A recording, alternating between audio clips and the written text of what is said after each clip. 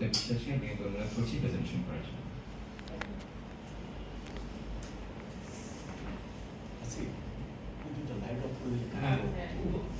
উপস্থিত শিল্পী, আমি ডাক্তার প্রত্যয় বিশ্বাস, ট্রেনিং অফিসার ভাঙ্গা ফরিদপুর। আজকের আমরা যে প্রেজেন্টেশনের জন্য এখানে উপস্থিত হয়েছি, application of technology in training session. আমাদের সম্মানিত ডিজি স্যারের সম্মতিক্রমে আমি এই বইটা ওপেন করতে চাচ্ছি। আসলে আমরা যখন আর্জেন্টিনা বা ব্রাজিলের খেলা দেখি, তখন গোল পোস্টগুলো অনেক ইনট্যাক্ট থাকে, তারপরেও আমরা গোল করতে পারি না। কিন্তু প্র্যাকটিক্যাল লাইফের গোল পোস্ট আরো খারাপ থাকে এবং ফাউলের সংখ্যা অনেক বেশি থাকে। তারপরেও আমরা চেষ্টা করব আজকে এই প্রেজেন্টেশনে কিছু গোল অ্যাচিভ করার জন্য। তার মধ্যে প্রথমে হচ্ছে ড্রিম বিগ, অর্থাৎ আমরা বড় স্বপ্ন দেখব।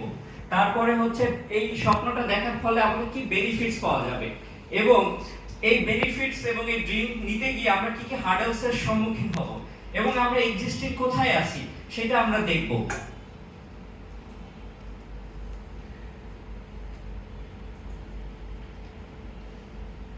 প্রথমে আমরা যে জিনিসটা ড্রিম বিগ এর প্রথমে আমি যেটাকে এনেছি সেটা হচ্ছে স্মার্ট ক্লাসরুম, অর্থাৎ অ্যাপ্লিকেশন অফ টেকনোলজি, মানে হচ্ছে একটি টেকনোলজি নির্ভর ক্লাসরুম হবে। আমরা আসলে এই ধরনের চিত্র আগে দেখছি প্রফেশনাল ইনস্টিটিউটে, কম্পিউটার ল্যাবগুলো এরকম ছিল, কিন্তু এখন চায়না বলেন উন্নত বিশ্বের প্রত্যেকটা ক্লাসরুম এরকম হয়ে গেছে, যার চারপাশে টেকনোলজি, উপরে রাউটার, সামনে স্মার্ট বোর্ড, সামনে কম্পিউটার, এবং তারা তাদের মানে অ্যাটেনশন স্প্যান কেমন থাকে সেটা ডিটেক্ট করার জন্য চারপাশে ক্যামেরা লাগায় রাখে, এবং তারা আর্টিফিশিয়াল ইন্টেলিজেন্স দিয়ে দেখে যে মুভমেন্ট করে একটা বাচ্চা এদিক ওদিক করতেছে কিনা, কারণ সে যখন প্রশিক্ষণ নেবে সে তো সামনের দিকে তাকায় টিচারের কথা শুনবে। সুতরাং তারা এটাও ডিটেক্ট করে এআই দিয়ে, যে মানে হচ্ছে সিসি ক্যামেরার মাধ্যমে, এবং সেটা প্যারেন্টসের কাছে চলে যায়। এবং আমি এটার একটা ছোট্ট উদাহরণ রিপোর্টেই দেখছি। আগে যখন আমরা ক্লাসরুমে আসতাম তখন আমরা ভয় পাইতাম না, এখন কিন্তু আমরা ভয় পাই ক্লাসরুম থেকে বেরোনোর, কারণ ডিজি স্যার সিসি ক্যামেরা দিয়ে দেখতেছে। সুতরাং এটাও একটা কিন্তু আমরা অলরেডি না জেনে ইমপ্লিমেন্ট করে বসে আছি। আচ্ছা, এরপরে যেটা হচ্ছে স্মার্ট ইন্টারঅ্যাক্টিভ ডিসপ্লে, অর্থাৎ এই ডিসপ্লে বোর্ডটা শুধু টিচারের না, এটা স্টুডেন্টেরও। অর্থাৎ হচ্ছে এইখানে স্টুডেন্ট এবং টিচার দুইজনই ইন্টারঅ্যাক্টিভ থাকবে। অর্থাৎ আমরা যখন কোনো কিছু বুঝতে পারি না তখন কিন্তু আমরা হাত তুলি, তারপর স্যারকে বলি স্যার এই লাইনটা বুঝতেছি না, এরকম। কিন্তু যখন ইন্টারঅ্যাক্টিভ বা স্মার্ট ডিসপ্লে বোর্ড থাকবে তখন আমি আমার এখান থেকে স্যারকে এনসার্কেল করে বলবো যে স্যার আমি এইটুকু বুঝতেছি না, এই জায়গা থেকে এই লাইন বুঝতেছি না। সুতরাং আমাদের প্রথমে স্মার্ট ক্লাসরুম লাগবে, তারপর স্মার্ট ইন্টারঅ্যাক্টিভ ডিসপ্লে বোর্ড লাগবে। এরপরের জন্য আমাদের সবচেয়ে যে জিনিসটা গুরুত্বপূর্ণ, এটা নিয়ে অনেক আলোচনা হয় এই এই এই কনফারেন্স রুমেই আমি অনেক শুনেছি, সেটা হচ্ছে আমরা যেটাকে বলি টিএমএস, কিন্তু আসলে উন্নত বিশ্বকে এটাকে বলা হয় লার্নিং ম্যানেজমেন্ট সফটওয়্যার। আসলে এটা কি সেটা হচ্ছে, প্রথমে আসি, এটা ইউজার ম্যানেজমেন্ট সিস্টেম থাকবে। আমরা যারা বার্ডে ফাউন্ডেশন ট্রেনিং করে এসেছি তারা কিন্তু ছোট্ট একটু এর টাস্ক পেয়েছি। কিরকম, হঠাৎ করে একদিন রাত্রে আমাদেরকে বলা হলো যে তোমাদের একটা লিংক দেওয়া আছে, সেখানে তোমাদের নাম ধাম এবং সবকিছু লিখে তোমরা সার্চ করো, তোমরা এখানে সাবমিট করো। এটার উদ্দেশ্যটা কি? এটার উদ্দেশ্যটা হচ্ছে ডিশোল্ডারিং অফ ইওর ওয়ার্ক। অর্থাৎ আজকে যদি আমরা উইকিপিডিয়া যারা বানাইছে তারা যদি লিখতো তাহলে কোনোদিন এটা শেষ করতে পারতো না। পৃথিবীর সব মানুষকে উইকিপিডিয়াতে কন্ট্রিবিউট করার সুযোগ দিয়ে দিয়েছে। তার মানে আমি বলতে চাচ্ছি, আমরা যখন লার্নিং ম্যানেজমেন্ট সফটওয়্যার করব তখন আমরা ডিডি স্যারদেরকে দিয়ে দিব, বা যাদের কাছ থেকে আমরা পার্টিসিপেন্ট নেব তাদের কাছ থেকে আমরা শুধুমাত্র হচ্ছে আমরা বলে দিব যে আমরা 7 জন পার্টিসিপেন্ট নেব। তারা যেটা করবে, তারা তাদের এই পার্টিসিপেন্টের নাম, টেলিফোন নাম্বার সবকিছু বসায় আমাদের কাছে দিবে, যেটা আমরা একটা এক্সেল শীট হিসাবে পাবো। তারপরে যে জিনিসটা আসতেছে সেটা হচ্ছে কোর্স ম্যানেজমেন্ট। এখানে কিন্তু অনেক কোর্স ম্যানেজমেন্ট নিয়ে অনেক কথা হয়েছে, যেমন আমরা মডিউলগুলো কিভাবে আপলোড করতে পারি এইগুলো নিয়ে। তা কোর্স ম্যানেজমেন্টকে যেটা বলা যেতে পারে, যেটা একটা আলমিরার মতো হবে, সেখানে তাকে কোর্স ওয়াইজ ম্যাটেরিয়ালস থাকবে। সেটার মধ্যে কিরকম হতে পারে, প্রথমে যেটা হতে পারে কোর্স ম্যাটেরিয়াল আবার অনেকগুলো ভাগে ভাগ হয়। একটা হচ্ছে ওয়ার্ডস, মানে আছে যেগুলো ডকুমেন্টেড ওয়ার্ড, অর্থাৎ আমি গেলাম একটা ক্লিক করে আমি এই চ্যাপ্টারটা ডাউনলোড করে নিলাম। এরপরে যেটা আসে অডিও ভিডিও ক্লাস, যেটা সাপোজ আজকে হয়তো অনেকেই আমার সেশনে অনেক কিছু নাও বুঝতে পারে, যেমন সালমান এখানে বসে ভিডিও করতেছে, সুতরাং সে বাড়ি যায় কি করতে পারে, আমার ভিডিওটাকে টেনে আবার দেখতে পারে ওইখানে সে কি কথাটা বলছে। অর্থাৎ সেই সময় হয়তো তার কনসেন্ট্রেশন লেভেল ছিল না, বাড়ি যায় তার ফুল কনসেন্ট্রেশন লেভেল হয়ে গেছে এবং সে এটাকে ক্যাপচার করতেছে। তার মানে হচ্ছে প্রথমে থাকবে কোর্স, তারপরে থাকবে কোর্স কন্টেন্ট, তারপর থাকবে এই যে 35টা প্রতিষ্ঠানে সবগুলো টিচারের মান সমান হয় না। অর্থাৎ দেখা যাচ্ছে যে ফরিদপুর ভাঙ্গাতে একজন টিচার যে ক্লাসটা অনেক সুন্দর নিতেছে, সে হয়তো অন্য কোনো জায়গায় অন্য একটা টিচার সেই মানে ক্লাসটা নিতে পারতেছে না। তাহলে কি করব, আমরা প্রত্যেকটা প্রতিষ্ঠান থেকে তাদের যে বেস্ট রিসোর্স পারসন যে ক্লাসটা নেয় সেটা আমরা যদি রেকর্ড করে রেখে দেই, তাহলে যেটা হবে যে কোনো স্টুডেন্ট যদি কিছু না বোঝে তাহলে সে বাসায় গিয়ে বা হোস্টেলে গিয়ে এটা দেখতে পারে। এবং আমার ফ্রেন্ড বললো যে সে কাতার ইউনিভার্সিটিতে আছে, সে বললো যে তাদের এখানে 3 ধরনের কোর্স হয়। একটা হচ্ছে টোটালি অনলাইন, সেখানে কারো প্র্যাকটিক্যালি দেখা হবে না। আর একটা হচ্ছে টোটালি প্র্যাকটিক্যাল, সেখানে সবাই আসবে, সব ক্লাস প্র্যাকটিক্যাল হবে। এবং তারা বলতেছে আরেকটা জিনিস খুব জনপ্রিয় হয়ে যাচ্ছে, সেটা হচ্ছে blender of practical and online. অর্থাৎ কোর্স ম্যাটেরিয়াল দেওয়া থাকবে, আপনি প্রথমে এইগুলো দেখে আসবেন, সব করে আসবেন, তারপরে আমরা এইটার উপর প্র্যাকটিক্যাল করব। অর্থাৎ যেখানে টাচ এন্ড ফিলের কোনো জায়গা নেই, সেখানে আপনার সাথে সামনাসামনি বসে আমার কথা শোনার কোনো প্রয়োজন নেই, এটা তারা বলতে চাচ্ছে। সুতরাং এই জিনিসটাও আমরা কোর্স ম্যানেজমেন্টের মধ্যে আনতে পারি কিনা, যে অফলাইন এন্ড অনলাইনের ব্লেন্ডার কোর্স। তাহলে যেটা হবে রিসোর্স ম্যানেজমেন্টের টাকার পরিমাণটা অনেক জায়গায় কমে যাবে। দেখা যাবে যে আমরা কম রিসোর্সে অনেক মানুষকে ট্রেনিং দিতে পারবো, এই জিনিসটা আসতে পারে। নেক্সট হচ্ছে রিসোর্স ম্যানেজমেন্ট। যেমন আমরা এটার মধ্যে কি করতে পারি, যে আমাদের যে সাপোজ আমি যখন একটা এক্সাম দিতে যাই, তখন যেটা হয় যে আমি নিজে প্রশ্ন করি, এই প্রশ্নটা আমি মাত্র 50 জন বা 25 জন ট্রেনিংসকে আমি পরীক্ষা নেই। কিন্তু দেখা যাচ্ছে আমার সিমিলার একটা প্রতিষ্ঠানেও সেও একটা প্রশ্ন করতেছে, সেও আবার পরীক্ষা নিতেছে। তার মানে কি 25টা প্রতিষ্ঠানের একই টপিকসের উপর 25টা প্রশ্ন হচ্ছে। কিন্তু আমরা কি করতেছি, এটা যদি না করে একটা সিঙ্গেলি যদি এরকম থাকতো যে এখানে আমাদের যারা ট্রেনার তাদের একটা ইন্টারসেকশন, যে এটার মধ্যে যে আমি আরেকজনকে দিতেছি বা এইভাবে করতেছি। যেমন আমি একটা ছোট্ট উদাহরণ দেই, আমি আজকে বলছি যে ড্রিম বি, ঠিক আছে, এবং আমার কথাগুলো শুনে হয়তো হাসি আসতে পারে। যেমন আমরা কেয়ার গিভার যে ট্রেনিং দিলাম, সেই ট্রেনিং এর সময় আমি নিজে ইনভিজিলেটর হিসেবে একটা সেন্টারে গিয়েছি। আমাকে ফরিদপুর থেকে এখানে আসতে হয়েছে কোশ্চেন পেপার হচ্ছে কালেক্ট করার জন্য।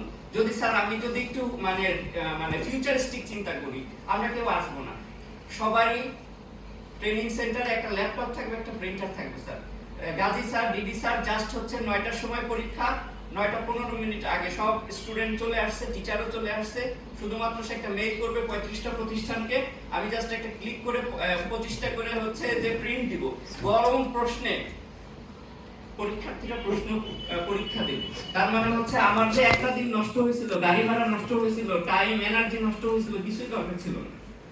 এটা আমি আমার যাত্রা পথে আমি যখন যাচ্ছিলাম তখন আমার কলিগের সাথে শেয়ার করছি, এবং আজকে ডিজি স্যারের সুবাদে এই কনফারেন্স রুমে আমি বলার সুযোগ পেলাম, এর জন্য স্যারকে ধন্যবাদ। এবং লাস্টলি যেটা অ্যাসেসমেন্ট এন্ড টেস্টিং, আমি পুরো রিপোর্টে 4 বছর চাকরি করে 21 সাল থেকে একদিনের স্বাদ পেয়েছিলাম। দেবাশিস দা একদিন একটা ক্লাসরুমে আসছিলেন এবং তিনি আমাদেরকে বললেন মোবাইল খুলো, তুমি এটাতে ঢুকো। ঢোকার পর আমাদেরকে 5টা কুইজ দিল, আমরা পটপট করে অ্যানসার দিলাম, ব্ল্যাকবোর্ডে নাম চলে আসলো, কে কে কি করলো। এইটার ছোট্ট কিছু রেমনেন্ট আমরা গত প্রকিউরমেন্ট ক্লাসে পাইছি। কিরকম আমাদের, আমি নামটা ভুলে গেছি স্যারের, স্যার এসে বললো আমি দেখাবো না, তুমি তোমার মোবাইল থেকে এই ফর্ম ডাউনলোড করো।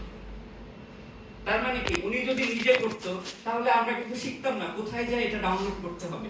কিন্তু উনি কিন্তু জানে না কে কে ডাউনলোড করছে আর কে কি করেনি, কে মোবাইলটা বের করে। সুতরাং আমি যেটা বলতে চাচ্ছি যে আমরা যদি লার্নিং ম্যানেজমেন্ট সফটওয়্যারের উপর জোর দেই, তাহলে দেখা যাবে যে রিপোর্ট একটা অনন্য উচ্চতায় চলে যাবে। কারণ হচ্ছে আমি সবসময় একটা কথা বলছি যে আমার বাড়ির যে কাজের মেয়েটা, তার হয়তো আমার মতো শিক্ষাগত যোগ্যতা নেই, সে হয়তো আমার মতো এরকম নবম গ্রেডে চাকরি করে না, কিন্তু স্যার সে আমার চাইতে অনেক ক্ষেত্রে আগায় গেছে রিলস বানানোর ক্ষেত্রে। তার সুন্দর সুন্দর অনেক ভিডিও ফেসবুকে দেওয়া আছে। তার মানে যেটা হচ্ছে যে আমরা যে জিনিসটা আমি সব সময় দেখি সেটা হচ্ছে আমাদের প্রেজেন্টেশন টুলস ইউজ করতে আমরা খুবই মানে আপনি একজন অডিয়েন্স, আপনাকে ধরে রাখার দায়িত্ব আমার। এবং আমরা কিন্তু স্কুলের বাচ্চা কাচ্চাদের টিচিং দিই না, আমরা দেই ম্যাচিউর অর্থাৎ অ্যাডাল্ট লার্নিং। এদের টাইম স্প্যান খুব কম। এবং আমি এখানে একটা জিনিস কোট করতে চাই। নারায়ণ স্যার একদিন আমি ওনার একটা ক্লাসে বসে থাকার সুযোগ পাইছিলাম। উনি এফডব্লিউ এদেরকে বলতেছিল যে তোমরা যাদের কাছে যাও, যাদেরকে তোমরা সেবা দাও, তারা যদি তোমার থেকে স্মার্ট হয় তাহলে তোমার দরজা সে খুলবে না তোমার জন্য। সুতরাং আমি যখন এফডব্লিউএ বা এফডব্লিউভি বা সিএসসিপি, তারা কিন্তু স্যার জেনজি, তারা 22-23 বছরে চলে আসছে। তারা হয়তো স্যার ইংরেজিতে 2 লাইন না বলতে পারে, কিন্তু তারা কিন্তু স্যার টেকনোলজিক্যাল যে নোভা, তারা এক্সপার্ট স্যার। সুতরাং এই জন্য আমি বলবো যে স্যার প্রেজেন্টেশন স্কিলের ক্ষেত্রে আমাদেরকে আরেকটু মনোযোগী হইতে হবে।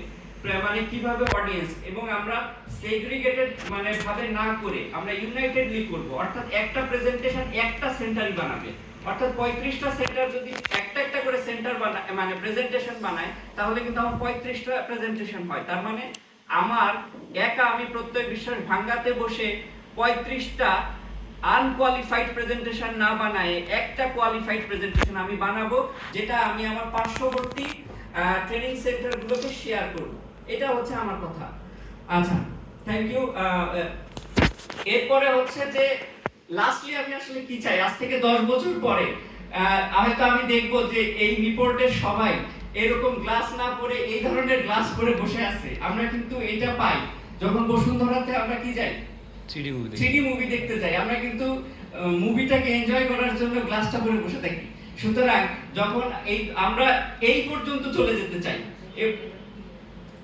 আচ্ছা, এটার আসলে কি কি অ্যাডভান্টেজ হতে পারে? ফার্স্ট অফ অল এইরকম চিত্র হবে, এখানে যারা আছে ক্লাসের পরে সবাই হাত তুলে বসে থাকবে যে আমি পারি, আমি পারি, আমি পারি। ঠিক আছে। নেক্সট যেটা আসতে পারে সেটা হচ্ছে পার্সোনালাইজড লার্নিং এক্সপেরিয়েন্স। এই জিনিসটা আসলে কি, আমরা যখন গ্রামে বা স্কুলে যখন আমরা পড়তাম, তখন আমাদের 3 ধরনের টিচিং স্টাইল ছিল। এক, ক্লাসরুমে যাই 50 জন একসাথে স্যার পড়াইতো, তারপর থেকে ব্যাচে পড়তাম 10-15 জন। তারপরে যদি মনোযোগ ঠিকঠাক মতো না আসে, এরপর বাসাতে প্রাইভেট টিচার নিয়ে আসতেন। সুতরাং যখন আমরা টেকনোলজি ইউজ করব না, তখন কিন্তু আমি আসলে এইখানে কে কতটা কনসেন্ট্রেশন দিয়ে আমার কথা শুনতেছে আমি এটা বুঝতে পারবো না। কিন্তু যখন আমরা টেকনোলজি ব্যবহার করা শুরু করব, তখন সবার স্কোর কার্ড আমার হাতে। যেমন ফাইন্যান্সের ভাষায় বা মার্কেটিং এর ভাষায় একটা কথা বলে your performance will talk on numbers. তুমি ফিল্ডে যায় কত খাটলা আমার দেখার বিষয় না, তুমি কি নাম্বার নিয়ে আসলে আমার জন্য এটা দেখার বিষয়। সুতরাং এই পার্সোনালাইজ লার্নিং এক্সপেরিয়েন্সটাকে আমরা উন্নত করতে পারবো। Secondly, real time feedback. অর্থাৎ এখন বাড়ি পর্যন্ত আপনার ডাউটকে নিয়ে যেতে হবে না, আপনি আমার কাছে, আমি বুঝে ফেলতে পারবো কার কার ডাউট আছে। সুতরাং তাকে আমি এখানেই মানে রিয়েল টাইম ফিডব্যাক দিয়ে দিতে পারবো। নেক্সট যেটা আসতে পারে সেটা হচ্ছে কানেক্ট উইথ আদার স্টুডেন্ট। কিরকম, যে আমার কাছে একটা নোট আছে, সেটা আরেকজনকে দিয়ে দিলাম, যেটাকে বলে হচ্ছে আমরা ইকোসিস্টেম ডেভেলপ করতে পারবো। অর্থাৎ একটা সুন্দর একটা নোট, একটা হচ্ছে সীতাকুণ্ডের এফডব্লিউএ তৈরি করলো, সেটা দেখা গেল যে বেতাগির একজন এফডব্লিউ এর কাছে চলে গেছে। অর্থাৎ সে টাইম ব্যয় না করে কি পেয়ে যাবে, রিসোর্সফুল ম্যাটেরিয়ালস পেয়ে যাবে। আচ্ছা, কিন্তু এই জার্নি দেখতে গেলে আমাদের এই হার্ডেলসগুলো পার হতে হবে। তার মধ্যে প্রথম হার্ডেলস যেটা, সেটা হচ্ছে প্রবলেম নাম্বার 1। আমরা এটা সব সময় দেখি যে ক্লাস নিতেছি আর সে টেকনোলজি নিয়ে ব্যস্ত আছে, কিন্তু ভিন্নভাবে। সুতরাং ওভার ইউজ অফ টেকনোলজি, এটা একটা সমস্যা তৈরি হবে। কারণ আমার ওয়াইফাই সে হচ্ছে তার বন্ধুর সাথে ক্লাসরুমে বসে বসে চ্যাট করার জন্য ব্যবহার করবে। নেক্সট হার্ডল, সেটা হচ্ছে ল্যাক অফ স্কিল। এইটাকে আমি সব সময় বেশি গুরুত্ব দিই। অর্থাৎ আমাকে যে কম্পিউটারটা দেওয়া হবে, সেটা যদি আমাকে প্রশিক্ষণ না দিয়ে ছেড়ে দেওয়া হয়, আমি সেটা থেকে মুখ লুকাবো। এবং আমি সব সময় যেটা মনে করি যে আমাদেরকে বিশেষ করে নিপোর্টের ইনভেস্টমেন্ট নট ইনফ্রাস্ট্রাকচার, নিপোর্টের ইনভেস্টমেন্ট হচ্ছে তার স্কিল ডেভেলপমেন্ট। আজকে যদি এখানে সবাই প্লাস্টিকের চেয়ারে বসে থাকতো আর যদি এখানে একটা রিসোর্সফুল পারসন যদি এসে সুন্দর একটা ক্লাস নিয়ে যেত, আমরা কিন্তু সেই দিকেই মনোযোগ দিতাম। সুতরাং আমি ডিজি স্যারকে বলবো যে স্যার, আমাদের যারা নবীন অফিসার আছে এবং তাদেরকে বিভিন্নভাবে যদি ট্রেন করা যায় বিভিন্ন স্পেশালাইজেশনে, তাহলে আমরা মনে হয় যে আমরা ভবিষ্যতে নিপোর্টকে আরো অনেক বেশি সার্ভ করতে পারবো। কারণ হচ্ছে যে ছেলেটা 30 বছর নিপোর্টে চাকরি করবে, তাকে যদি প্রথম দিনে আপনি ট্রেন করে দেন, তাহলে সে 30 বছর আপনাকে সার্ভিস দিবে। সেকেন্ড যে জিনিসটা সেটা হচ্ছে নো ফ্যাসিলিটিস, অর্থাৎ আমাদের স্বাদ আছে সাধ্য নাই। অর্থাৎ আমরা স্মার্ট ক্লাসরুম চাচ্ছি, ইন্টারঅ্যাক্টিভ ডিসপ্লে চাচ্ছি, অনেক সময় আমাদের ফান্ডিং ক্রাইসিস হয় অথবা হচ্ছে আমাদের বাজেট সংকট হয়। সুতরাং আমরা যেন এই গাছতলা থেকে এরকম একটা স্মার্ট ক্লাসরুমে ফেরত চলে আসতে পারি, সেই জন্য আমাদের এই ফ্যাসিলিটিগুলো ইনশিওর করতে হবে প্রপার টাইমে। টেমপ্লেট আছে স্যার। নেক্সট যেটা সেটা হচ্ছে আনক্লিয়ার গোল। আমি সিম্পলি বলবো যে আপনি কোথায় যেতে চান, আপনি যদি না জানেন আপনি সেখানে পৌঁছাইতে পারবেন না। মানে এ বোর্ড উইদাউট রাডার যেটাকে বলা হয়। সুতরাং আমাদের আসলে short term, long term, intermediate goal থাকতে হবে যে আমরা কোন জায়গায় কত দিনে যেতে পারি, 6 মাসে, 3 মাসে, 1 বছরে, 2 বছরে এবং 5 বছরে। সেই অনুসারে আমাদেরকে স্ট্র্যাটেজি সেট আপ করতে হবে।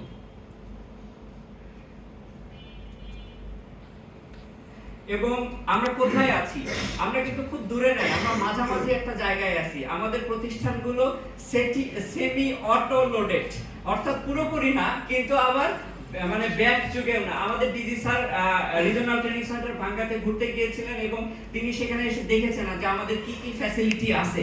এবং আমরা আশা করি আমরা অপটিমিস্টিক, বাট আমরা নিউট্রালাইজড না। সুতরাং আমরা যদি আরেকটু নিজেদেরকে এফোর্ট দেই, তাহলে আমরা হয়তো আরো ভালো কিছু করব। Thank you everybody. সব সময় আমি যে কথাটা আমার স্টুডেন্টদেরকেও বলি, there is no bad student, only bad teachers.